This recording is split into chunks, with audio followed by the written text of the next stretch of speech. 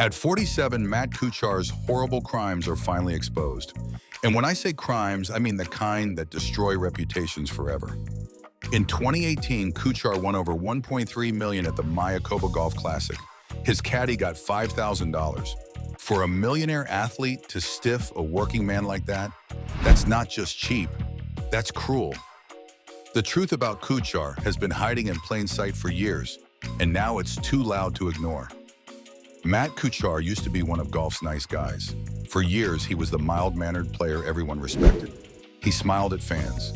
He followed the rules. He earned over $58 million in his career without a single major scandal. Golf writers called him helpful and professional. His nickname was the friendly face of the PGA Tour. He had that golly gee persona that made him seem harmless.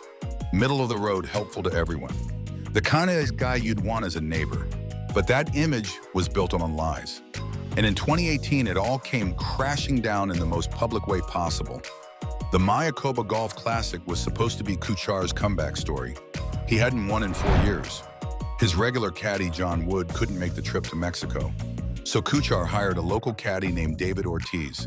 Everyone called him El Tucan. He was a club caddy who made $200 a day. He lived in a small cinder block house with his family. He had a young daughter he wanted to help. This was his chance at something bigger. When Kuchar won the tournament, he earned a $1.296 million. In professional golf, caddies normally get 10% of winnings. That would be $130,000. Even 5% would be $65,000. Industry standards are clear about this. Ortiz hoped for $50,000. That money could change his life. Maybe start a laundromat business. Maybe give his daughter a better future. Maybe fix up his tiny house. Instead, Kuchar handed him an envelope with $5,000 cash. $5,000 for helping a millionaire win over $1 million. Ortiz was shocked. He thought it was a down payment, the beginning of what was coming. He reached out to Kuchar's agent, Mark Steinberg, asking for a fair amount. The agent offered $15,000 total. Still nowhere near industry standard. Still insulting for someone who helped win a tournament. Ortiz said no. He famously replied, "No thank you, they can keep their money." A poor man with dignity refusing scraps from a millionaire. When reporters asked Kuchar about it, his response was disgusting. He said he didn't lose sleep over it. He claimed $5,000 was a great week for someone who makes $200 a day. He acted like he was doing Ortiz a favor. Like this poor man should be grateful for whatever the rich man decided to give him. Kuchar said they had a clear arrangement, that he'd been very clear about payment terms. He dismissed the whole thing as not even a story. Think about that.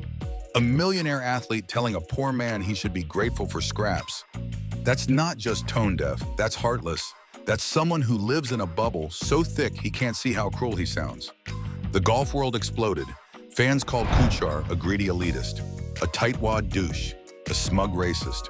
Players whispered about his cheapness. Social media destroyed him. People shared photos of Ortiz's tiny house next to Kuchar's mansion. The contrast was brutal. Here was a man who could buy anything arguing over pocket change to him, but life-changing money to someone else. Rory McIlroy delivered the perfect burn. At an awards ceremony, Kuchar joked about losing $300,000 in points to McIlroy. McIlroy shot back, "And we all know what money means to him." The room went quiet. Even other pros were calling out his greed. That comment became legendary. It crystallized everything people thought about Kuchar into 9 perfect words. Only then did Kuchar apologize. Only after the backlash became too much did he pay the full $50,000. He said his comments were out of touch and insensitive, that he cringed reading them back. He wired the money to Ortiz's account. He promised to donate to charity in Mexico, but it was too late. Everyone saw his true character. He didn't make it right because it was right. He did it because he got caught, because the pressure became unbearable. The damage was done. His good guy image was shattered. Golf fans had long memories. They wouldn't forget how he treated a working man trying to feed his family. The mask had slipped, and everyone saw what was underneath. You'd think Kuchar learned his lesson. You'd think he'd be more careful about his image. You'd be wrong. Fast forward to 2024, the Wyndham Championship. Kuchar was struggling to keep his tour card. At 46, he needed every point in the FedEx Cup standings.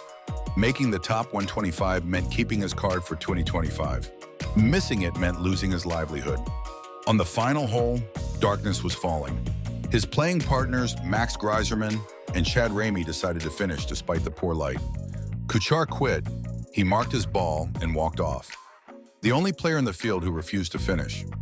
The next morning, he came back alone. His ball was in deep rough behind trees, a terrible position where he'd probably make bogey or worse. But overnight, officials had moved the scoreboard. Kuchar got a free drop to the fairway, a much better position. He made par instead of the bogey he probably would have made in the dark. That par moved him up 10 spots in the FedEx Cup standings. It helped him keep his tour card for 225.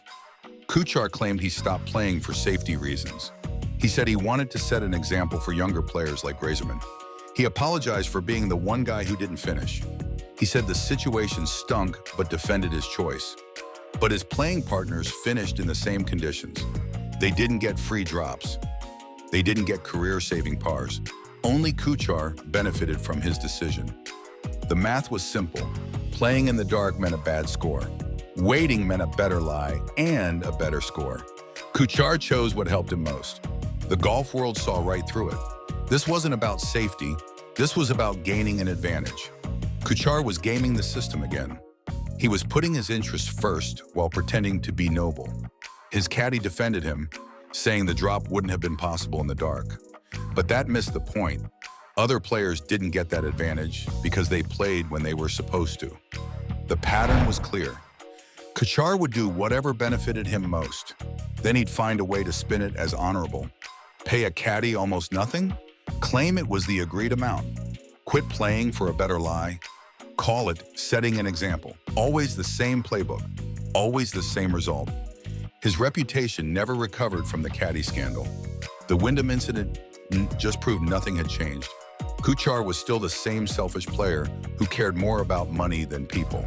Still the guy who'd find any excuse to justify putting himself first.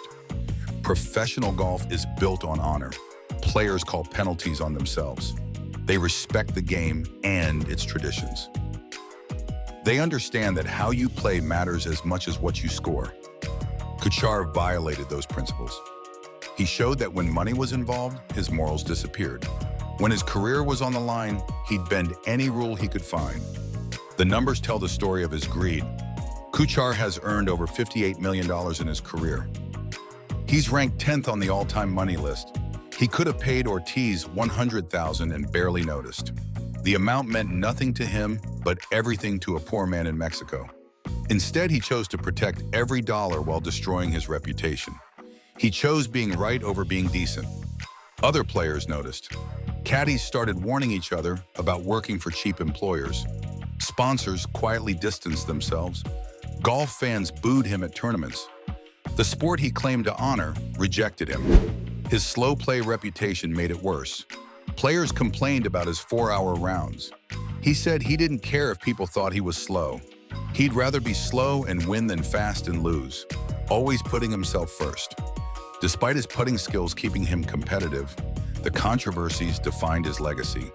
He became known as the millionaire who stiffed his caddy, the player who quit when it benefited him, the guy who cared more about money than people. Kuchar's crimes weren't legal ones. They were crimes against decency, against fairness, against the working people who make professional golf possible. He had every advantage in life: money, talent, opportunity. He used those advantages to take from people who had nothing, to squeeze every dollar out of situations where generosity would have cost him nothing. The saddest part? Kuchar could have been a hero. Paying Ortiz fairly would have been a great story. Finishing that final hole would have shown character. Instead, he chose greed over generosity, self-interest over sportsmanship. He revealed who he really was when nobody was watching. At 47, Matt Kuchar's horrible crimes are finally exposed for what they really are. Not dramatic scandals, but something worse. The slow revelation of a character that values money over people. A reputation built on lies that couldn't survive the truth. Some athletes make mistakes and learn from them. Kuchar made choices that revealed who he really was, and golf fans will never forget.